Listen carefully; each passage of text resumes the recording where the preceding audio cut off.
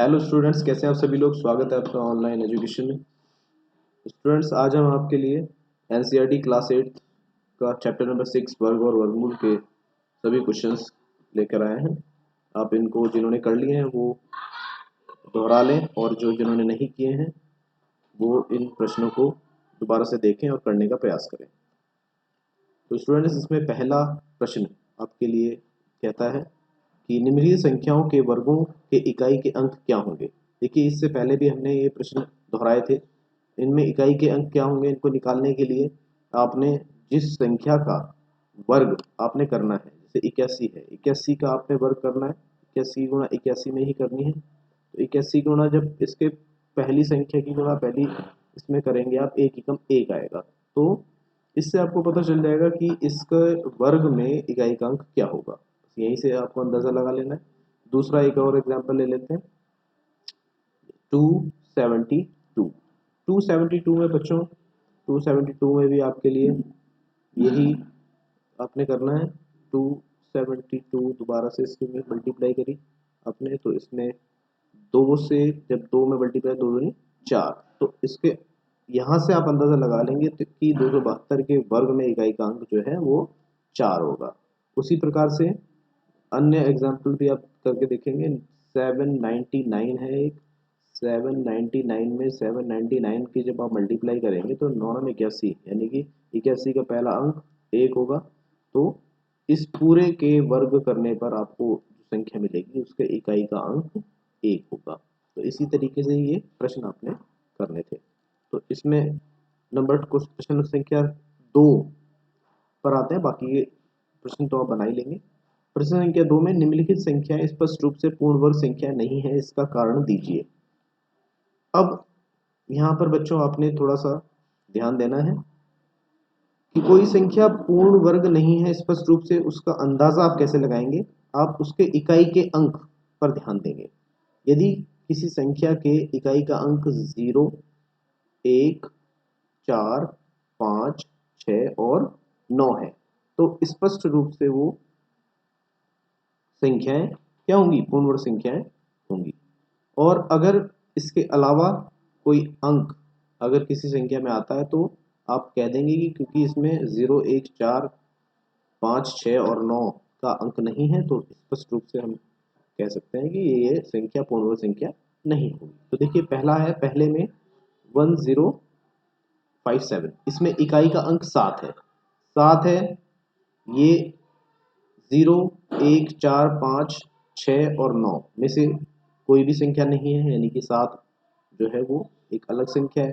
तो हम कह सकते हैं कि ये पूर्ण वर्ग संख्या नहीं होगी। तो इसी प्रकार से यहाँ पर भी देखिए, 3 है, ये भी नहीं होगी। 8 है, ये भी नहीं होगी। इसमें 2 है, ये भी नहीं होगी। इसमें अब देखिए, इसमें बच्चों 0 आया है, परंतु ये भी पूर्ण वर्ग संख्या नहीं हो सकती है, क्योंकि 0 यदि किसी संख्या में आ जाए और वो 0 की संख्या सम संख्या नहीं है तो वह पूर्ण वर्ग संख्या नहीं होगी। परंतु यदि 0 की संख्या सम संख्या, जैसे यहाँ 3 है, 3 0 है, 6 4 0 0 0, 3 0 है, तो 0 की संख्या सम नहीं है, विषम है। 3 0 3 विषम होता है, तो हम कह देंगे कि ये पूर्ण वर्ग संख्या नहीं होगी। यहीं पर अगर एक 0 और बढ़ जाता किसी संख्या में तो आप कह सकते थे कि ये संख्या पूर्ण वर्ग संख्या है, क्योंकि इसमें 0 की संख्या 4 है।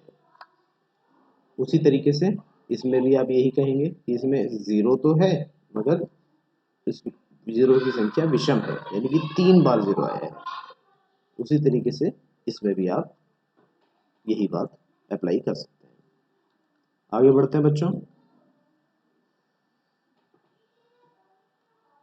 निम्नलिखित संख्याओं में से किस संख्या का वर्ग विषम होगा। अब देखिए, प्रश्न संख्या 3 देखिए, ये कहता है निम्नलिखित संख्याओं में से किस संख्या का वर्ग विषम होगा। अब किसी संख्या का वर्ग विषम होने के लिए क्या कंडीशन है।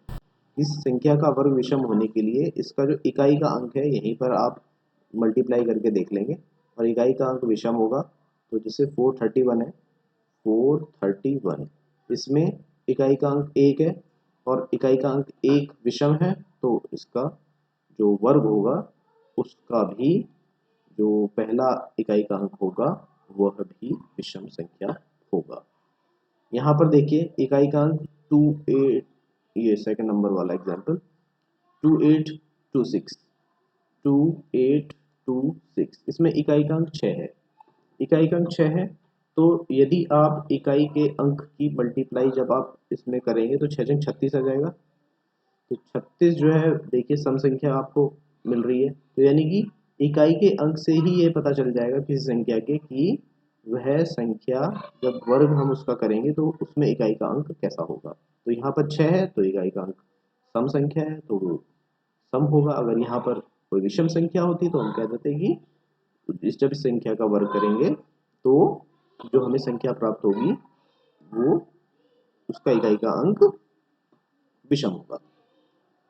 तो अगला ये 4 क्वेश्चन है, ये आप बनाएंगे समझ में आ जाएगा आपको। प्रश्न संख्या 4 कहता है निम्नलिखित प्रतिरूप का अवलोकन कीजिए और रिक्त स्थान भरिए। इसमें बच्चों आपने एक पैटर्न को फॉलो करना है। देखिए यहाँ पर 11 का स्क्वायर में 1 2 1 आ रहा है, यानी कि जैसे आप 11 का स्क्वायर करते हैं तो आपके पास मिलता है 1 2 1। तो एक पैटर्न जैसा मिल रहा है, पहले एक बार 1 आया है, फिर 2 आया है, फिर 1 आया है। उसी तरीके से आप देखिए 1 0 1 का जब स्क्वायर किया सेकंड क्वेश्चन में तो ये आपको मिला उत्तर इसका 1 0 2 0 1, यानी कि एक पैटर्न यहाँ पर मिला है कि इसमें अपना 1 0 उसके बाद 2 एक संख्या आ गई, फिर घटते हुए 0 और 1 वैसा का वैसा ही आ गया। यहाँ से बीच में 2 आ जाएगा और इधर संख्याएं सेम रहेंगी। उसी तरीके से आप देखिए इसमें अलग अलग संख्याएं दी हुई हैं, इनके पैटर्न आपने देखने हैं और उत्तर की जांच अपने करनी है। इसका प्रश्न संख्या 5 देखिए बच्चों, इसमें भी सेम पैटर्न, आपने अगला पैटर्न छांटना है। ये प्रश्न आप खुद से बनाएंगे। अब देखिए दिए गए प्रतिरूप का उपयोग करते हुए लुप्त संख्याओं को प्राप्त कीजिए। देखिए ये प्रश्न आप समझने की कोशिश कीजिएगा। इसमें एक प्रतिरूप दिया हुआ है, 1 का स्क्वायर धन 2 का स्क्वायर धन 2 का स्क्वायर इक्वल टू 3 का स्क्वायर। तो इसमें बच्चों आप एक पैटर्न पकड़ने की कोशिश कीजिए।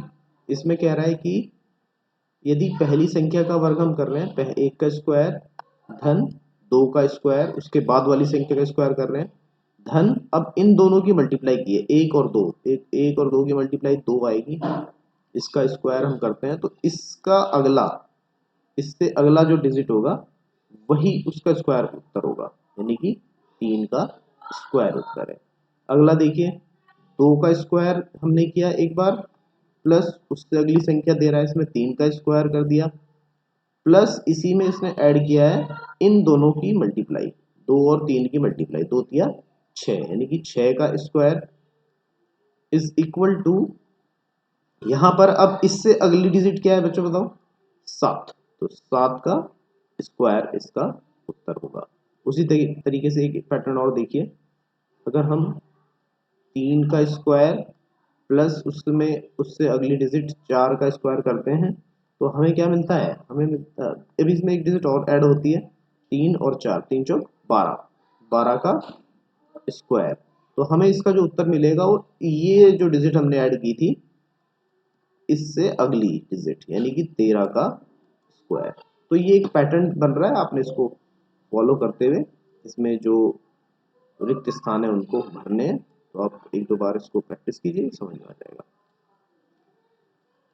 अगला प्रश्न है बच्चों, अगला प्रश्न प्रश्न संख्या 7। प्रश्न संख्या 7 के अनुसार योग संक्रिया के बिना बताइए कि इसका योगफल क्या होगा। अब देखिए आपने योग नहीं करना है और कुछ आपको संख्याएं दी हुई हैं इनका योग बताना है। तो आप देखेंगे कि ये सभी, प्रश्न संख्या पहले की बात कर रहा हूं मैं, 1 3 5 7 9 ये लगातार जो है विषम संख्याएं हैं। 1 धन 3 धन 5 धन 7 धन 9, ये लगातार कैसी संख्या है, ये विषम संख्याएं हैं। और कितनी संख्याएं हैं, 1 2 3 4 5 विषम संख्याएं। तो 5 विषम लगातार संख्याओं का जो योग होगा वो 5 का ही वर्ग होगा, यानी कि इसको इसका उत्तर जो होगा वो 5 का वर्ग, यानी कि 25 इसका आंसर होगा, 25 इसका आंसर होगा। तो आप इसको डायरेक्ट लिख सकते हैं। उसी तरीके से आप देखेंगे कि यदि क्रमागत विषम संख्याओं की संख्या 10 है, माना क्रमागत विषम संख्याओं की संख्या 10 है, इसी तरीके से ये बढ़ता गया, ये वाला क्वेश्चन नंबर सेकंड पार्ट, तो इसका जो उत्तर होगा वो 10 का स्क्वायर होगा, 10 का स्क्वायर, तो 10 का स्क्वायर होगा 100। तो अगर इसी तरीके से 5 हमने संख्या ली थी इस प्रश्न में, इस प्रश्न में 5 संख्या ली थी, तो 5 का स्क्वायर क्रमागत विषम संख्या है। और उसी तरीके से अगर हम 10 संख्या लेंगे तो उसका जो उत्तर होगा वो 10 का स्क्वायर होगा। तो इसी तरीके से आप, एक पैटर्न है, इसको, ये पैटर्न आपने देखा और आपने इसका उत्तर लिख दिया। और यदि 12 विषम क्रमागत विषम संख्या ली थी तो उत्तर बताइए क्या होगा, तो उत्तर होगा 12 का स्क्वायर यानी कि 144। तो ये प्रश्न बच्चों, प्रश्न नंबर 7 यहाँ पर खत्म हो गया आपका। प्रश्न संख्या 8 कहता है 49 यानी कि 49 को 7 विषम संख्याओं के योग के रूप में लिखिए। देखिए 7 विषम संख्याओं का योग 49 को हम कैसे लिख सकते हैं, 49 को अभी हमने देखा 1 धन 3 धन 5 धन 7 धन 9 धन 11 धन 13। तो हम अब इससे पहले पढ़ चुके हैं। देखिए क्रमागत विषम संख्याओं का जो योग है वो विषम संख्याओं की संख्या पर निर्भर करता है, लगातार कितनी है। तो यहाँ 1 2 3 4 5 6 और 7, 7 विषम संख्याएं आप देख रहे हैं। तो 7 विषम संख्याओं को यदि आप इसका योग करना चाहते हैं बिना योग किए बिना, तो 7 है तो 7 का वर्ग कितना होता है, 49। तो ये 7 के वर्ग के बराबर थी, तो इसलिए हमारा इसका उत्तर 49 था। उसी तरीके से आप इसका अगला पार्ट भी कर सकते हैं जिसमें 121 को 11 विषम संख्याओं के रूप में लिखने की बात कह रहा है। तो 121 के लिए लगातार 11 क्रमागत विषम संख्याओं को आप लिखेंगे तो उसका उत्तर 121 आपको मिलेगा। ये प्रश्न कर दिया। तो अगला प्रश्न है बच्चों, प्रश्न संख्या 9, निम्नलिखित संख्याओं के वर्गों के बीच में कितनी संख्या है। देखिए ये भी अच्छा प्रश्न है बच्चों। दो संख्याएं दी हुई हैं, उनके वर्गों के बीच में कितनी संख्या है पूछ रहा है। अब दो संख्याएं क्रमागत होनी चाहिए, तो ये कह रहा है कि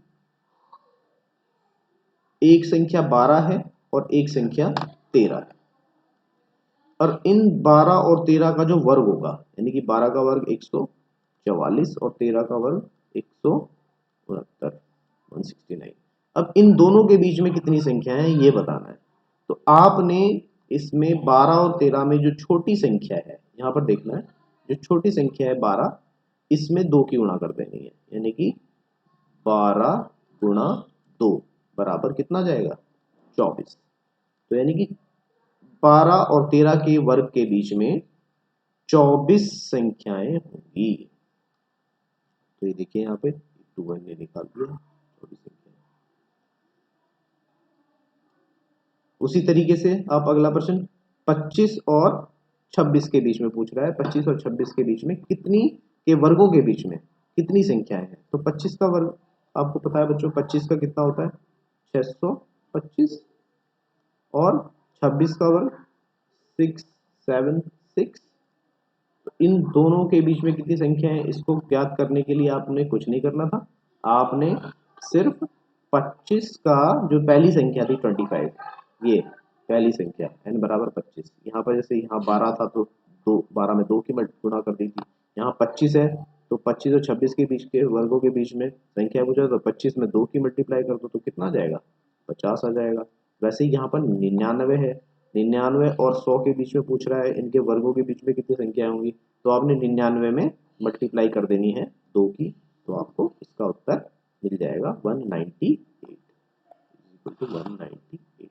तो इसी तरीके से बच्चों ये कुछ पैटर्न और कुछ इनमें बच्चों में प्रश्नों की समानता है, तो ये आप अपने आप से कर लेंगे।